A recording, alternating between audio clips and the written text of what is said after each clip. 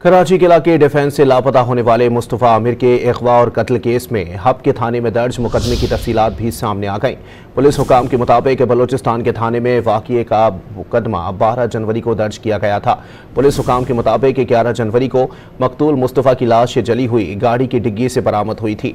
मुकदमे में कत्ल समेत दीगर दफात शामिल हैं। पोस्टमार्टम रिपोर्ट में लाश को नाकाबिल शनाख्त बताया गया। दरख्शां थाने में दर्ज मुकदमे की तफ्तीश एंटी वायलेंट क्राइम सेल कर रही है। दरख्शां में होने वाले मुकदमे में मकतूल के लापता होने की दफा शामिल की गई थी। गैर मुल्की नंबर से तावान की कॉल के बाद मुकदमे में अगवा और तावान की दफात शामिल की गई। मज़कूरा केस में 2 मुल्ज़िमान अरम खान और शिराज गिरफ्तार हैं। मकतूल मुस्तफ़ा आमिर 6 जनवरी को डिफेंस के इलाके से लापता हुआ था। मुकदमे की तफसीलात भी सामने आ गईं। पुलिस हुकाम के मुताबिक बलूचिस्तान के थाने में वाक़ये का मुकदमा 12 जनवरी को दर्ज किया गया था।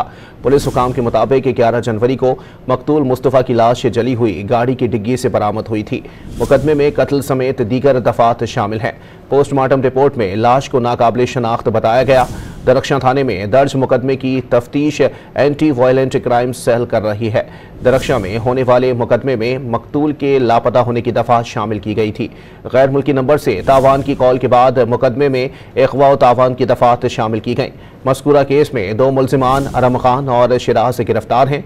मकतूल मुस्तफ़ा आमिर 6 जनवरी को डिफेंस के इलाके से लापता हुआ था।